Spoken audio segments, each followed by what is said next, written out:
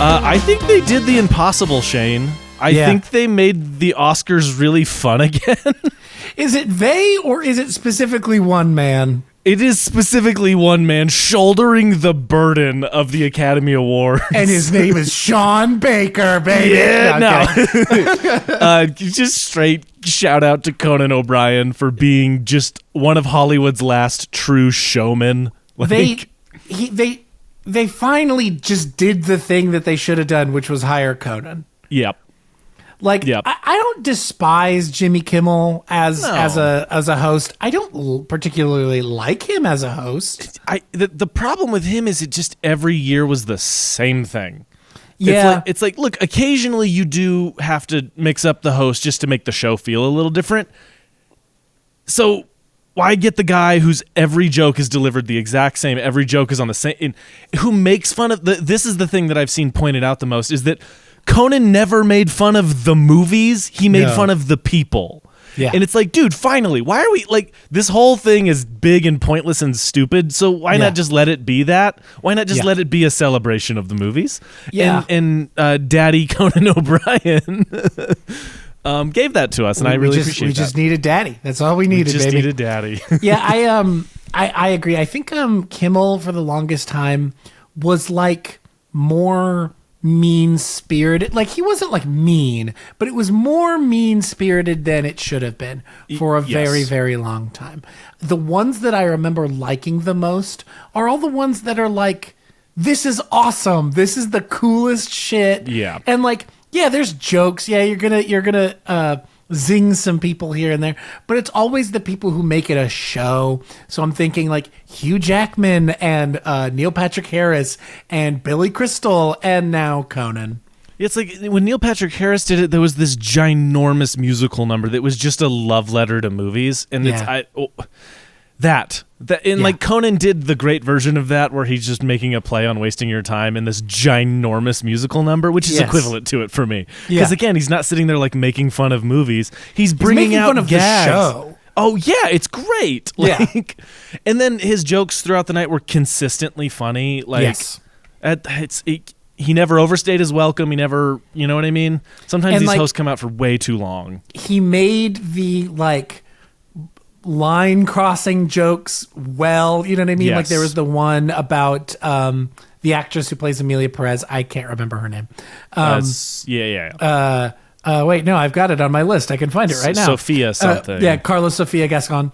Yep. Made the joke about her agent and like only surpassed by the Kendrick joke, the the powerful Russian joke. Yeah, like there were some good ones that weren't like obviously they weren't like actually crossing any lines. It was fine. Yeah.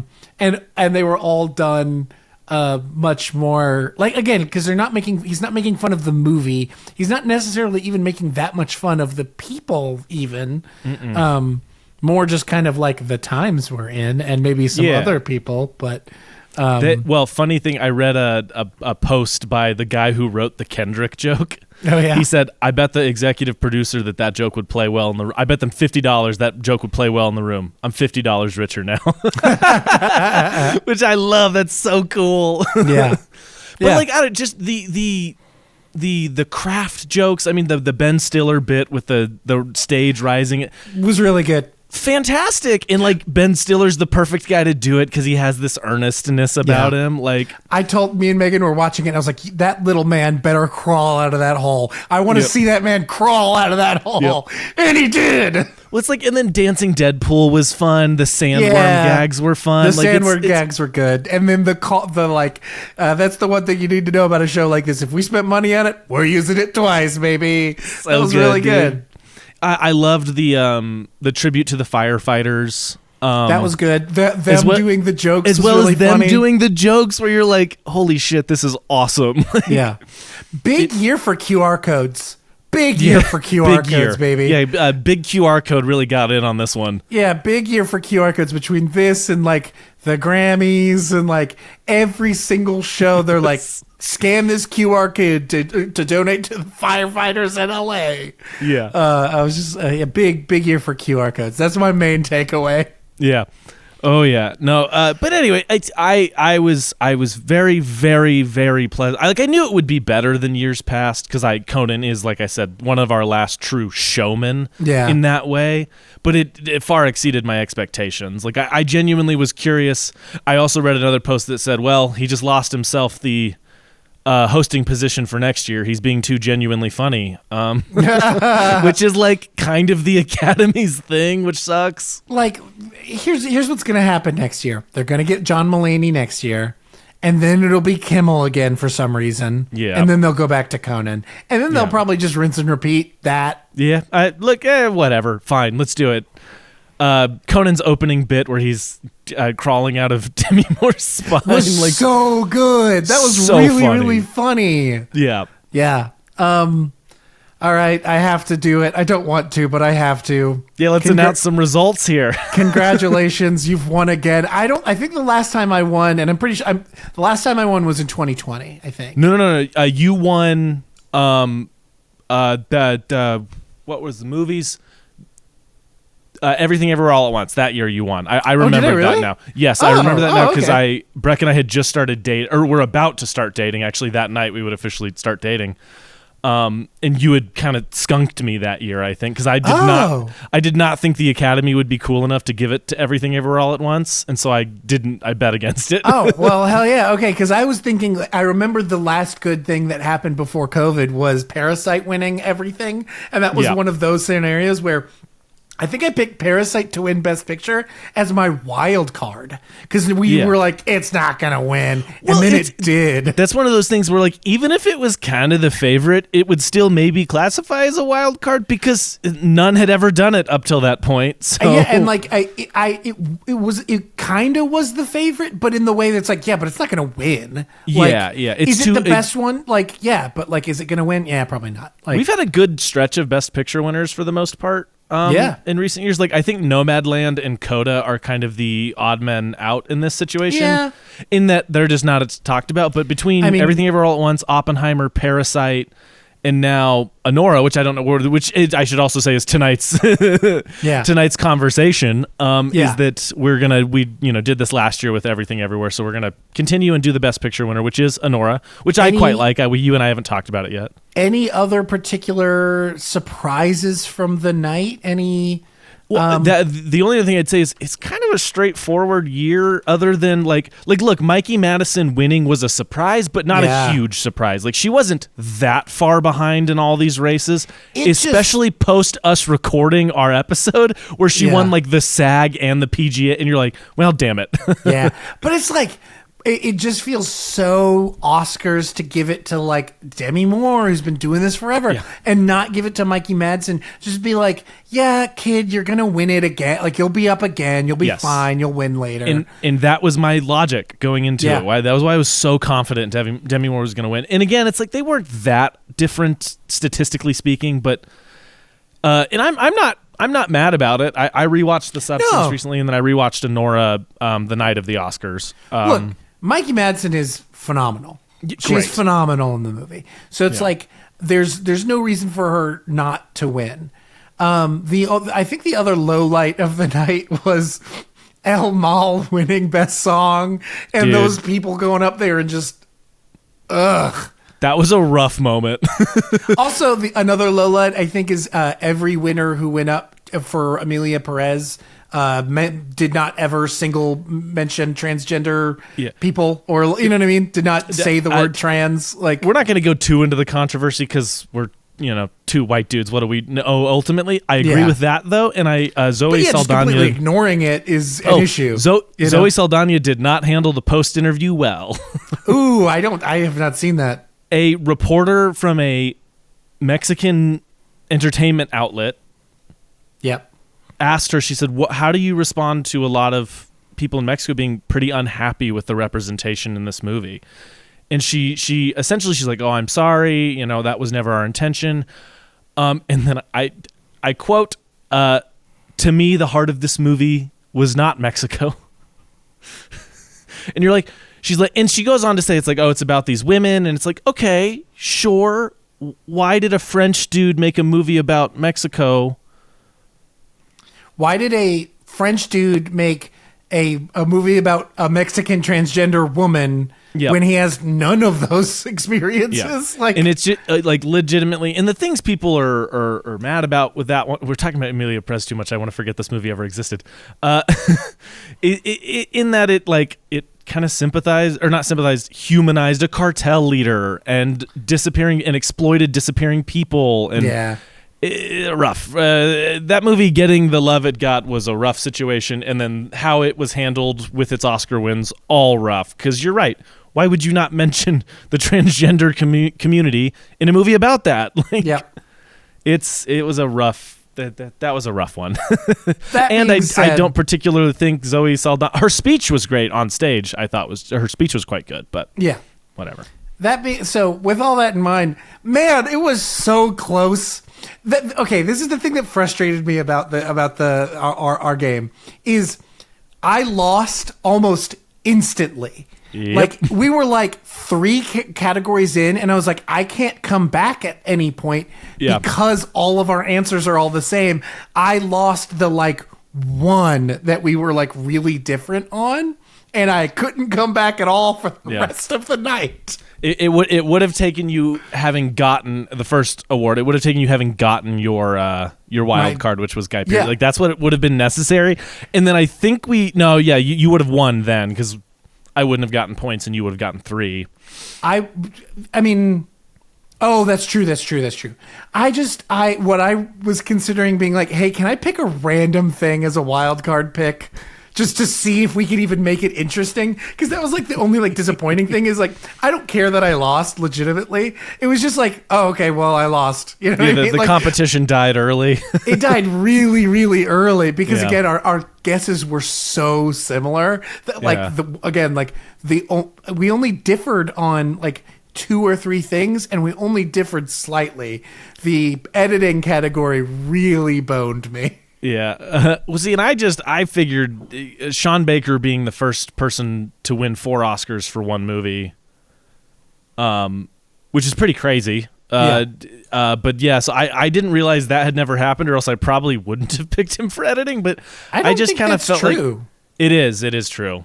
I think the thing that is special is the fact that he won editing.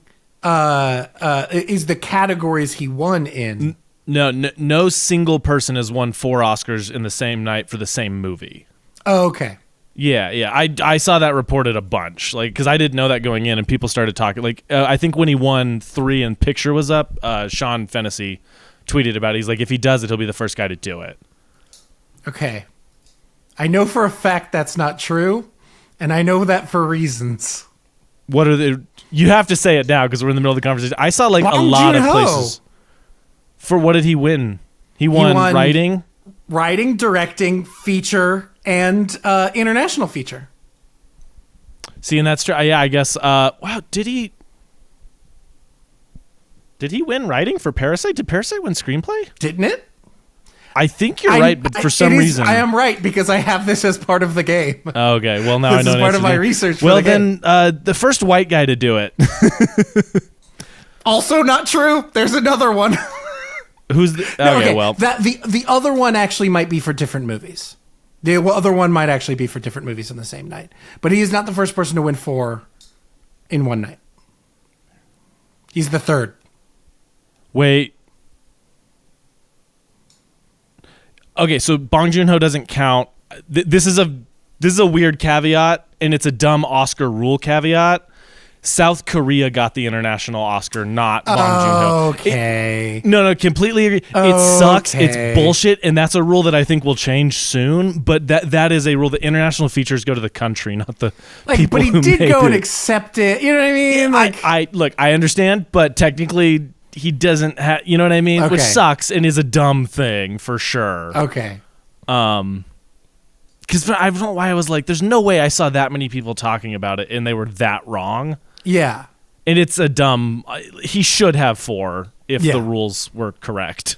And I don't know if that's like a... Whatever. Doesn't matter. Anyways, shall we move on to talking about Anora now that we are sufficiently discussed the night itself? Let's talk about the movie. Yeah. What'd you think? I mean, you watched it over 2 days, which is unfortunate for this movie. Yeah. I that being said, I do think so. I started watching it yesterday, and then my internet decided to cut out, and then I finished watching it today. I do think I finished. The place where I ended was like the perfect place to cut it in the middle, because it was right before. It was right when like Yoros or Toros, whatever his name is, shows up, and Anya or Anya, what's his name? Vanya or Vanya. Yvonne. Vanya disappears. That was right where it ends. And so like going into my favorite scene in the movie. Oh yeah. But it was like right when he runs away was like right where I had to stop because I couldn't. It was buffering too much. I was like, I can't watch this in a slideshow presentation of this movie. But yeah, the second half is very different from the first half. Which is part of what I loved about it is it's like it not like you see that a lot in movies where it's like they'll drop a new piece of information and it kind of shifts a lot of the no, the second half of the movie's entirely different. Yeah. In almost even genre than the first half of the movie. Like legitimately. Yeah. Like it's and I think that is fascinating and such a hard sell, and I think that section where she's like, I don't know what's going on, and she's just beating the shit out of them really helps that. You know what I mean? Like it helps guide you into that next portion of the movie. Yeah. But yeah. I was also not expecting, like, I knew this was like a comedy-ish. I was not expecting it to be as funny as it is. It's hysterical. It's a very funny movie. It's the like whole, it's like damn near a screwball comedy, you know? Yeah, especially with the goons or whatever. Like, yes. Well, one of my favorite parts about it is, and I thought this while watching it the first time. I'd be curious if you did. And curious in hindsight, knowing he was nominated for an Oscar, but Igor, watching the movie the whole time, I'm like, this is like just a goon, but they're showing them together on screen a lot. They're framed together a lot of the time. They're standing close, or or they go out of their way to show that they're in the same space. Yeah. And so it was just like, it was one of those things where I was like, he's just a goon. What are we doing? And then slowly you realize it. Yeah. And, which I think is brilliant. Like, it's another one of my favorite parts of the movie is just like the slow creeping of his character and who he is and what he does. And I loved that character. Yeah. How afraid of her he was so funny to me. Yeah.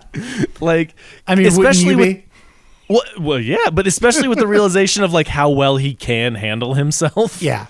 And he's still like, I was talking to Breck about it where I was like, I like that in that sequence when she's broken a dude's nose and is like causing all kinds of mayhem, chucking stuff, the reaction isn't violence. It's like, whoa! Like, it's not good. The reaction's not good. It's criminal. But I was appreciative that it wasn't like they didn't like smack her or hit her or punch her. Right.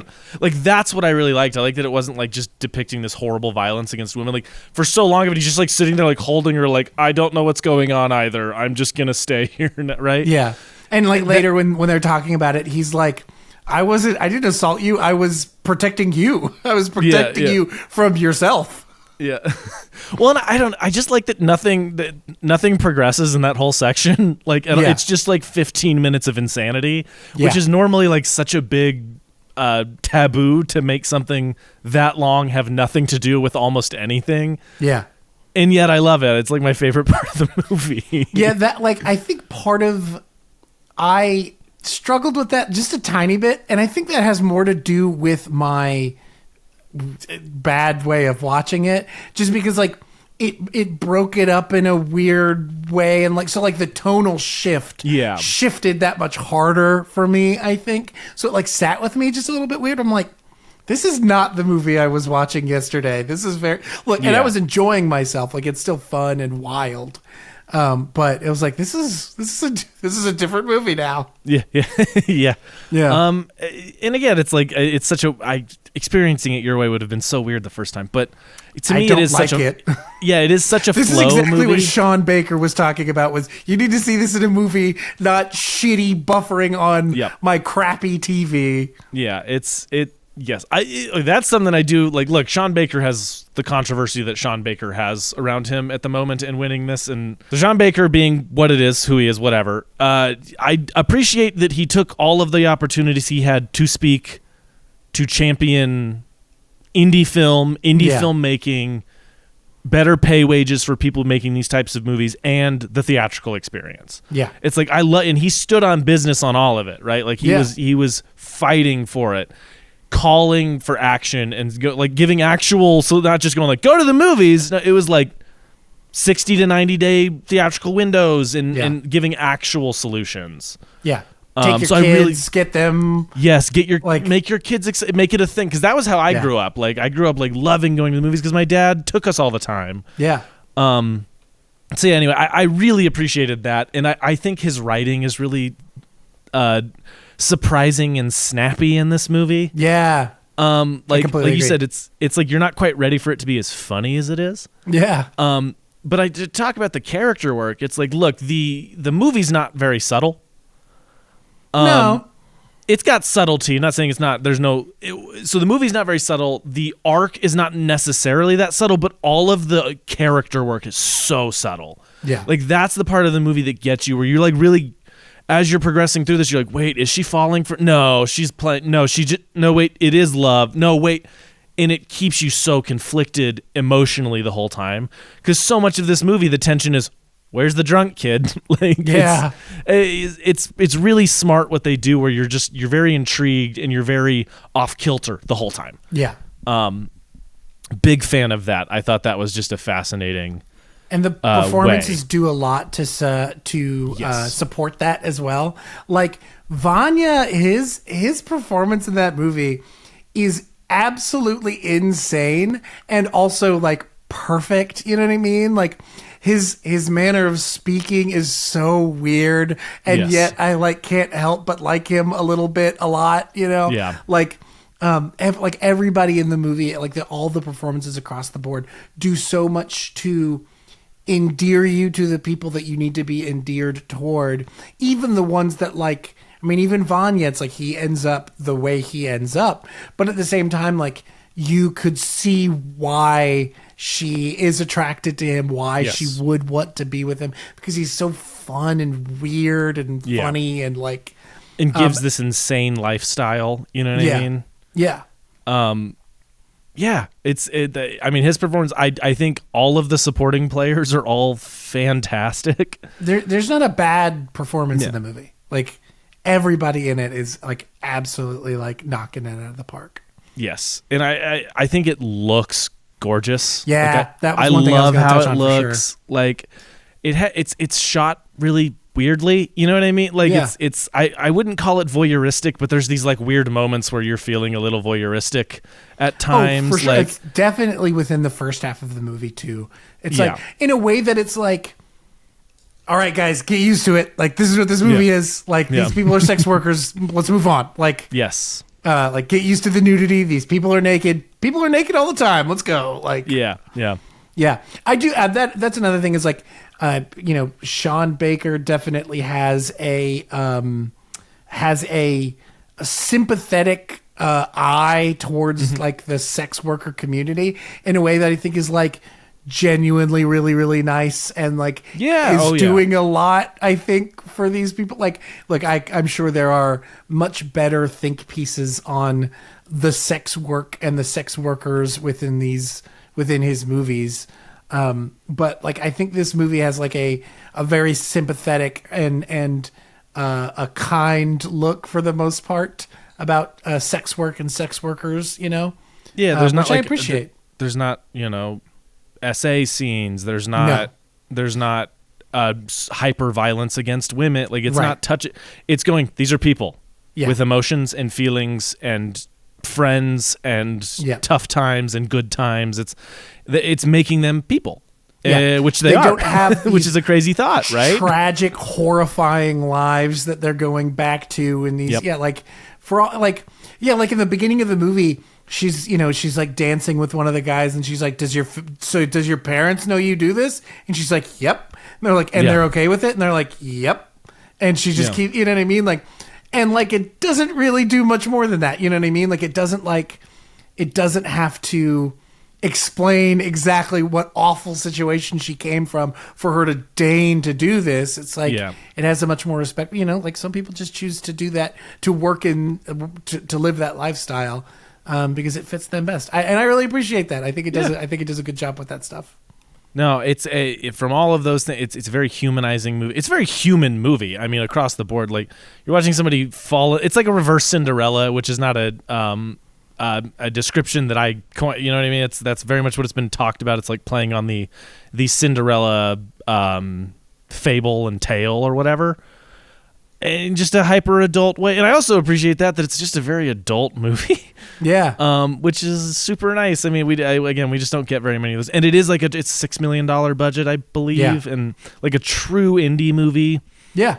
And I appreciate all of those things. Like, again, it's a lot of these, and for how much it doesn't look like a $6 million movie too. Yeah. Which I guarantee, like that whole Vegas sequence, I guarantee they stole that shit. You know what I mean? Like having them run. Sure. Yeah. Like those are just dudes that they were bumping into. Like, we got married. Like, there's no way it wasn't. And they just knew what to spend the money on. And it would surprise me if a lot of that budget wasn't on that house. Yeah. Like, I bet that house was a large chunk of that budget. And that's why they spent like 25 minutes inside of it in the middle for no reason. Yep. There's like a bunch of scenes that happened in that house that may not have had to. Hey, look, it's smart producing. You know what I mean? For sure. Like, and that house was gorgeous and awesome. So yeah. You get a location like that, you want to use it. Yeah, and they we'll just talk. Mikey Madsen, she's the best. Like, she's so. Especially, I tell people, it's like, watch an interview of her, and then watch this movie, and you're like, they talk about transformations, right? Like, she just embodies this character, so completely, very beginning much to end. So. Yeah, like never breaks. There's never a moment, like even in her quieter moments, like outside on the tarmac, whenever she's like, so we're getting a divorce, and he's like, of course, like he belittles her, and she doesn't like revert back to her. You know what I mean? Like the personality, the bigness of her personality. It's not acting. You know what I mean? She's like layered it in where this is her, and this is her embarrassed. Like sometimes you feel like when actors play those sad moments, they like stop acting for a little bit and they're more like, I'm sad. You know what I mean? Yeah. No, not here. It's so thoroughly perfect. It's dude. What a talk about Scream 5 and Once Upon a Time in Hollywood for blowing her up. I mean, literally in both of them, she gets lit on fire. Yeah. First ghost face to ever win an Oscar. I love it. I love to see it. Right now, who's next? It'll be what's his name? I can't. Shaggy. What's his name? Matthew Lillard. It'll be Matthew Lillard. Yeah, or at least I would love that because I love him. That's what Wes Craven thinks. Have you heard that story? Where no. I can't remember who he was talking to, but I think Wes Craven told Matthew Lillard's mom that he's going to win an Oscar one day or something. I can't remember the story specifically, but it was like, I go look that up. It's really cool. It's Matthew Lillard did like an interview talking about like he needed that pick me up. Like he didn't think he was doing well on set. Like he thought he was doing poorly because like, you know, Wes Craven is not exactly like an in your face, like complimentary human being. But yeah, I think like, his mom called him on set or called Matthew on set, and Wes Craven took the call. I can't remember specifics, but yeah, like at one point, Wes said that like, yeah, he's going to win an Oscar one day. That's so sweet. So I'm pulling for Matthew. Go win your Oscar, baby. I genuinely would love that. Like go do a crazy movie or something. I don't know. Anyway, maybe who knows? Maybe for the life of Chuck. Maybe that's his time. Maybe could be. Could be. Anyway, other thoughts like Anora? What other kind of? You saw this, like finish this today, so I'm sure you're still mulling stuff over. That ending is crushing. Yeah, dude. The oof. So, well, I'm curious. How did you read it? Because Breck and I had kind of a discussion of like, not even how you read it. We just her and I had to sit down and like break it down with each other to be like, wait, this is what happened, right? Like, in that, like, she started crying when he tried to kiss her, right? I'm remembering that correctly? Yeah. Yeah. I was like, I'm devastated, and I just want to sit here quietly for a little while. Yeah. Yeah. It was like the only way she knew how to repay his kindness, and yet still couldn't like give all of herself. Like, yeah, no, it was, crushing. Yeah, dude. Well, especially just because like that scene is so expertly crafted. Yeah. Where it's like it's all in a car, but there's like the moment when he, gives her the ring and then gets out of the car and walks up, and then she's just alone in the car for a minute. Yeah. And then he comes back.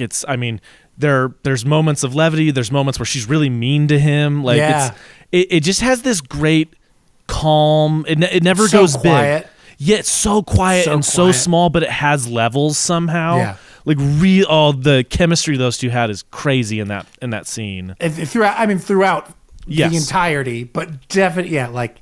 Oh, I mean, he's like touche. It's so good. Like, so good. I like that. Like when she accuses him of being, she's like, if they weren't there, this would have happened, and he's like, what? Like he's like, he's like, why wouldn't you? It's like, because I am not the rapist. Yeah, and you're like, oh, yeah. Fair. You know what? Fair. I just like. It's also just nice to see a character like that just be like kind of a pretty good dude. Like it's weird. It's so off-putting. Yeah. But the moment when he like stands up for her to the parents. Yeah. And good shit, dude. Good movie. Good movie. Okay, like I just want to talk. Also, the scene that I laugh about the most is when she's like, and your son fucking hates you so much he married one just to piss you off, and the dad just loses it. I fucking love that scene so much. It made me laugh so hard. Like I said, man, this movie is like surprisingly funny. Like there were a bunch of those where just like one little line here and there, and then there's like an entire slapstick scene. You know what I mean? Like it's just like way funnier than I was expecting it to. And it uses like cuts and stuff in a pretty funny way. Like that same scene whenever they've all left and the mom's like signed the last paper, she passes it off, and she gives the lady the coat. She's like, oh, is this real? And then it cuts hard right after the line. You're like, oh, that's really clever. Like it doesn't give you a beat to laugh. It just moves on. Yeah. It's really well edited, which is, admittedly why he got an Oscar for it. Damn it. I also appreciated that he said I was with people who don't follow movies. They didn't see Anora. So when he won for editing and he was like, you should never let this director work again. Robin, my cousin, was just like, he's like, why would he say that? And I was like, Robin, he directed the movie. And she went, oh. Yeah. Which made me laugh pretty hard. It was a good bit. It was a very, very good great bit, man. Yeah. This movie, it's one that like I walked out of thinking it was really good and just then thought about so much.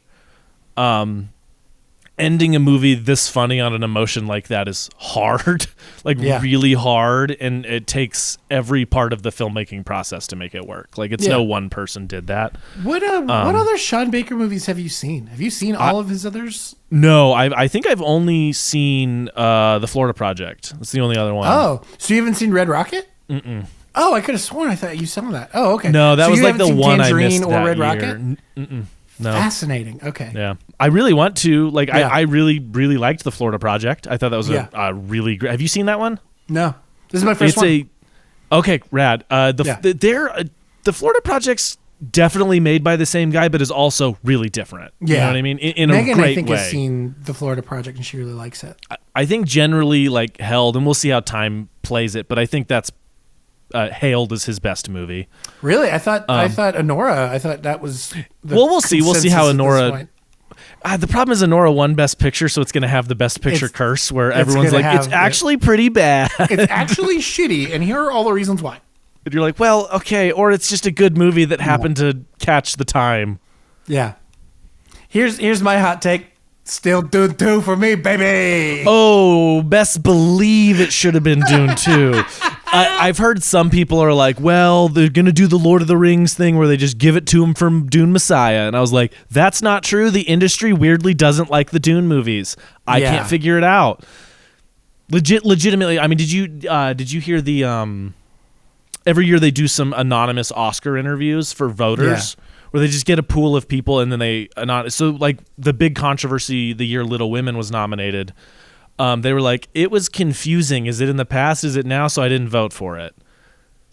Which is genuinely so stupid. The movie's literally color-coded. Yeah. This year, the big controversy was like, oh, I couldn't get it. I didn't finish the first Dune, so I wasn't going to vote for Dune 2.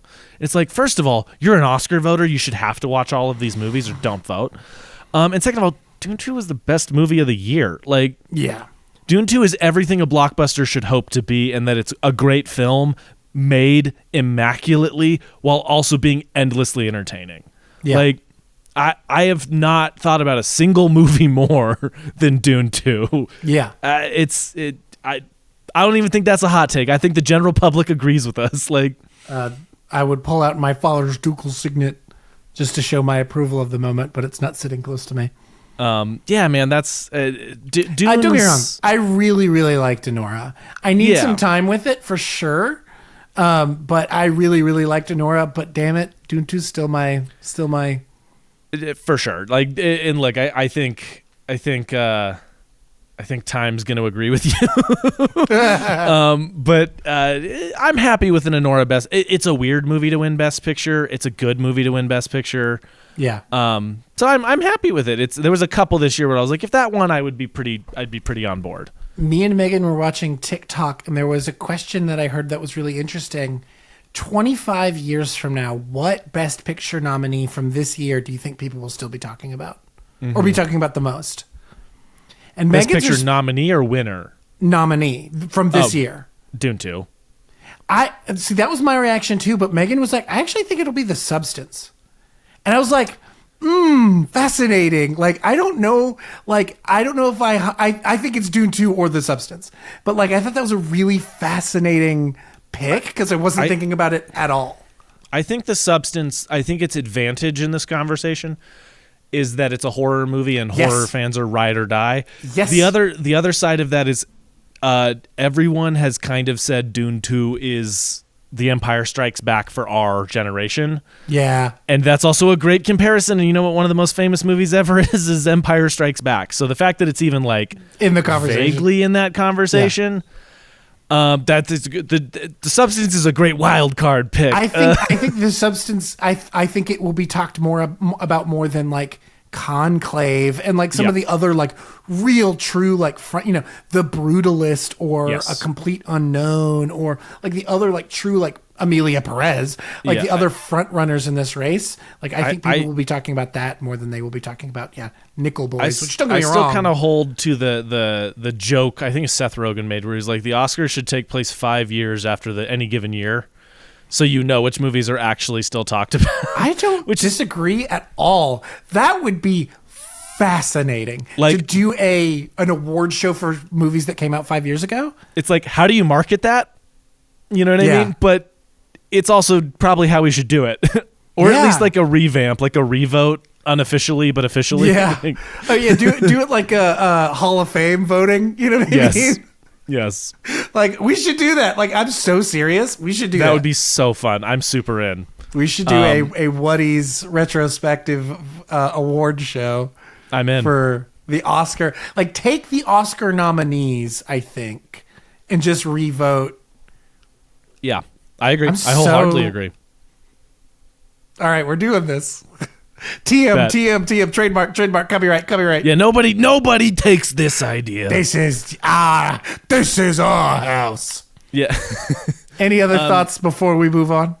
No, just that I think it's don't let the Best Picture curse win on this one. Like, Anora is just a good movie. I think this movie is incredibly cool. And people should continue to watch it into the future. Do it. All right. Okay. Do lessons right quick. Yeah. Go for it. My lessons I touched on it a little bit is like how much this movie evolves, including kind of its genre as it goes through its various stages. Like, I think that's fascinating. Like, I've talked about it a little bit. A feature I wrote at the midpoint becomes an entirely different movie, but it's still in the same genre.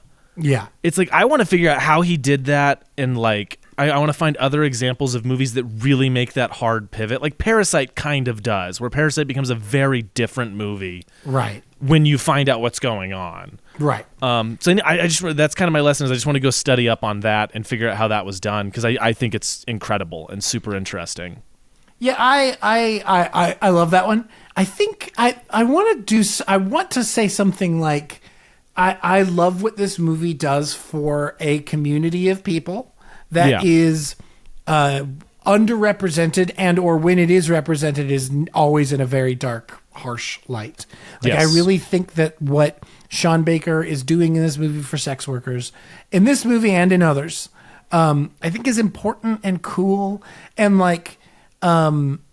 is really humanizing while still like being honest about what the work is. Oh, like for it sure. doesn't, For you know sure. what I mean? Like about who they are and what their lives are like. I think there is something really honorable about that. And it can still be sexy and horny and you know what I mean? Like it can still be all of these things while also being respectful and kind for the most part. There's something laudable about that. So like, I think that there is, the lesson here would be like, there is a way to do this without it being overly exploitative or just downright mean-spirited, for lack of a better word. Agreed. Wholeheartedly agreed. But yeah, so I think that might be my lesson. That's a great one. I love that. Okay, are you ready for the game? I'm so ready. Let me prepare.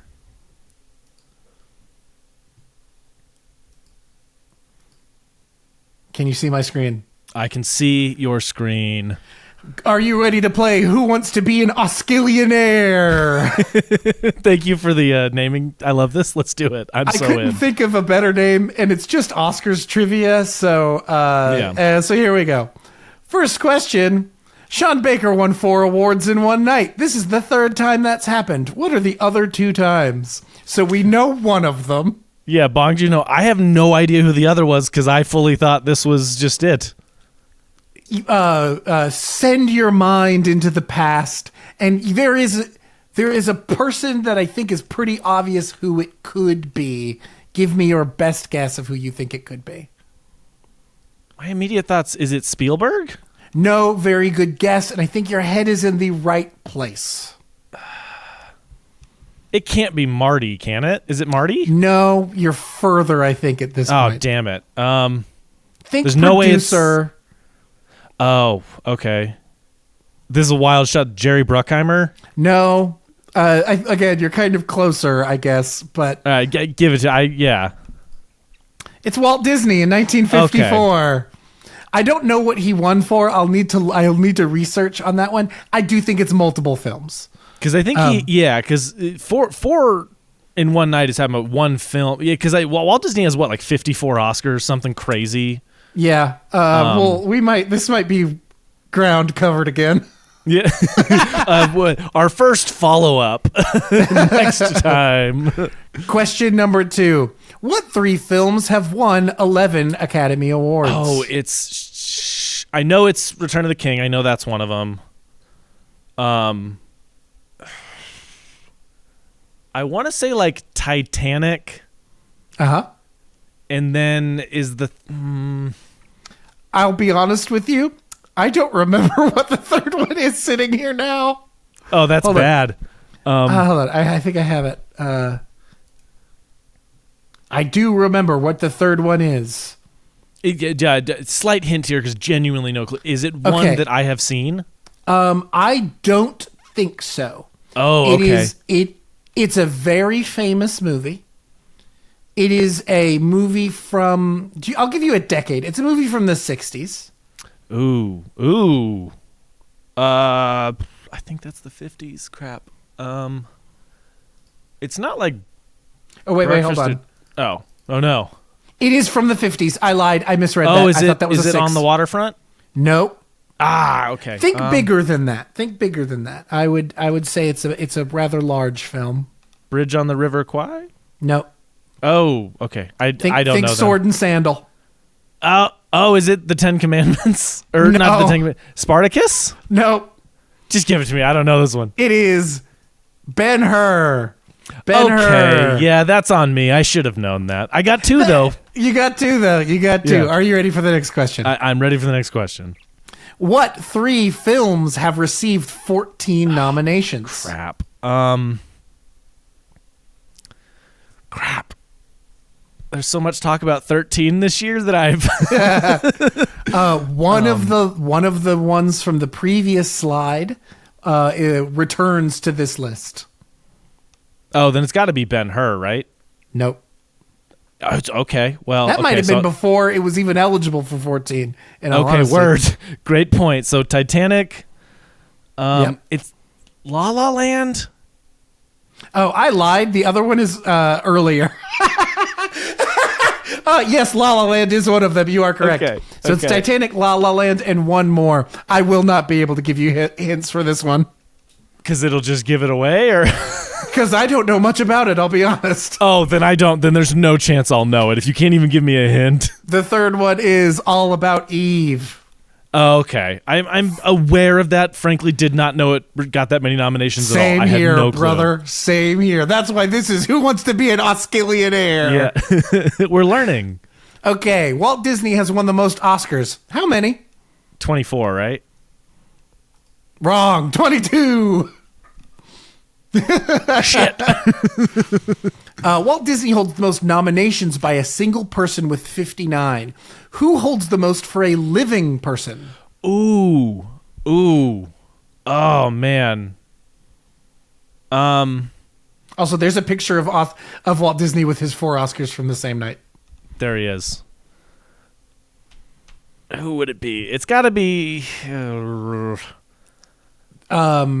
Like I want to throw a director, but I know that can't be true. It won't- Even though, Think about somebody who has worked for a very long time and has been the best at what they do for that entire time. it's not. Shit, I'm so bad at this. It's not an actor. It's not an editor. I mean, is it Spielberg? Nope. Is it Marty? No, but you were pretty close with Spielberg. Not for producing wise, but they may have worked together in the past. Oh, is it? Fuck. This is where I fall apart. Anytime I need to recall any sort of number or. Again, remember, very old, been doing this for a very long time, and has worked with Steven Spielberg a bunch of times. May have been nominated for a bunch of his movies. I don't know this one. Is it? It's not his DP, is it? No, No. because he works with a bunch of different DPs. Not DP, not editor, not costume, What's her name? What's Amy? not editor, not producer, Not fuck. Did I? Not producer. not producer, not producer. Okay, Who- I have no. It's John Tom Hanks? fucking Williams, baby. It's John fucking Williams. You know what? I should have known, and frankly, I love you, John Williams. So For I'm a happy bonus for you. point, how many nominations does he have? It's less than 59. Doesn't he have 33? Oh, sweet baby. It's more than that. Really? Is it like 45? Flip those numbers, baby. It's 54. Damn. John Williams has 54 nominations. Crazy, right? That well deserved. I mean, he's the best. Thank you. Thank you. This has been Who Wants to Be an Oscillionaire. I'm sorry, Spencer. You are not an Oscillionaire. No, I used to be, and then I got cynical about this bullshit. I do also think the questions that I threw out there were, I don't know, they weren't that crazy, but yeah, All About Eve. I don't know a single damn thing about that movie, I'll be honest. There we go. Well, All right, the Oscars. recommendations. Another year.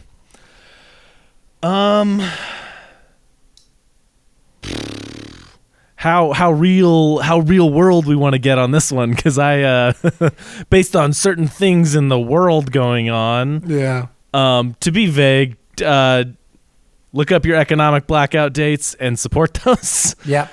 Buy banned books. Yep. That's really important right now. To give kind of just in the spirit of indie filmmaking, I'll throw out one of these as well. Hundreds of Beavers. Have you heard of this film? I have not. Look it up. Actually, don't even look it up. Just going cold. I'll give you the it is a $150,000 budget that is a testament to the power of cinema. It is like it's a silent film from last year that's all in black and white, and it's about like a fur trapper going to war with beavers. And the beavers are dudes in full human-sized guys with the giant head costumes. And it's like all done by these dudes in like After Effects and Final whatever, right? So funny, so unique. If anyone tells you can't, there's only so much you can do with so little, don't listen to them, because holy shit, this movie, every time you think you have this movie figured out, which you never really do, but every time you're like, I know what the cadence of it pulls the rug out from under you. Wow. It is so funny. It's some of the best like physical comedy I've seen in so long. It's on streaming places, or I think there's a Blu-ray, but it might be sold out right now. Check it out. It's awesome. I think it just crossed $1 million at the box office, which is awesome. Yeah. Again, yeah, indie film, support boycotts, and buy banned books. Those are my 3 recommendations. Yep. I agree wholeheartedly. My recommendations are, guys, Shrek has always been ugly. He's just always been ugly. Yeah. I'm sorry. I could not care less about the redesign. Dude's always been ugly. He got yassified in the later movies, but man, he was ugly as shit in the first movie. Do you think he looks good? The only for those who love Tony Soprano, they have a similar vibe. Okay, I see that. That's so funny. So that I saw all the discourse and I was like, fuck it, I'm watching Shrek tonight. And I was like, I'm sorry, he's ugly then, he's ugly now, who cares? It's like, I think we're all nostalgic for the fact that animation used to look like that. You know what I mean? Yeah. Like, that's what it is. My real recommendation is it's a video game called Red Dead Redemption 2. So I recently bought a new video game system, so me and Spencer could play video games long distance. And I re-downloaded Red Dead Redemption 2 because I owned it previously. And man, that game's good. Like, I highly recommend watching Nakey Jakey's videos about Red Dead Redemption 2 because I completely agree with everything he says about all of it. But then at the same time, I think the story and the way that this game tells its story and the way that this game ingratiates you with these characters. I mean, it's like, it is a game about, it's a story about the stories we tell about ourselves in a lot of ways. Or it's like, or we tell about our own history. Or it's like, it's about Dutch Vanderland's gang as it's falling apart. And we hear this mythologized past of what the gang used to really be. And the entire time you're like, that is not the way it used to be. Because you know that in the Red Dead Redemption 1, which is the next one in the timeline, John Marston talks about all of the stuff that happens in this, and he doesn't talk about it like that. You know what I mean? So it's like, you know, this mythologized past never really happened. This mythologized past is the thing that's happening now. I don't know. Like, I've played it about 1.5 times before this. I played it all the way through, just burned through it playing the story. I didn't hardly do any side missions or anything like that. I just wanted to get to the end credits. And I really liked it that first time. I turned it on again a couple of years ago and played through about half of it, and then I just kind of fell off and never finished it. This time when I'm playing it really slowly. I'm going and playing every side mission I can find. And man, there's just like, it is legitimately an incredible game. It is an incredible world that they created. Some incredible characters, incredible performances. I think the game is like legitimately very special. And like, it's a testament to show you like all of the billions of dollars that Rockstar made off of Grand Theft Auto 5 and shark cards or whatever they're called. All of the microtransaction bullshit that they earned that much money for is all on screen because that game looks incredible and it's like 13 years old at this point. Yeah.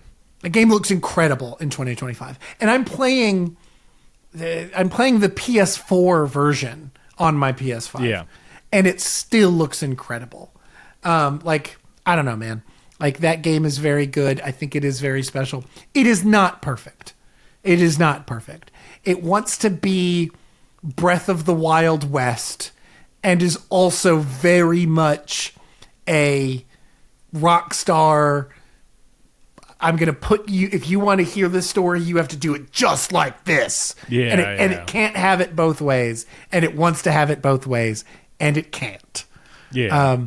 But man, I like literally every day when I get home, I'm putting on Red Dead Redemption for an hour or two and just play. And it's like I said, it's absolutely incredible. So yeah, that's my recommendation is Red Dead Redemption 2 and Shrek Has Always Been Ugly, baby. What a weird set of recommendations. I know, right? I was like, I've been waiting to talk about Red Dead Redemption because I was like, this is just going to be a weird ass week to talk about Red Dead. I'm into it. I like it. Yeah. Alrighty. Well, we had good Oscars this time, which was nice. So yeah, like a really good show and like no real true stinkers. Yeah. You know, like in terms of like who won, like all of it was pretty expected. And even the people who were like surprised to have won, like still deserved it. Like, yeah. Good year. Good year. And also you have some good recommendations. Yeah. So you should go participate in, play, and watch all of these things. Or don't, I don't know, live your life. Barrels the camera. Yeah, Live let me your just life. let me buzz the lens here. Hold on. Live your life.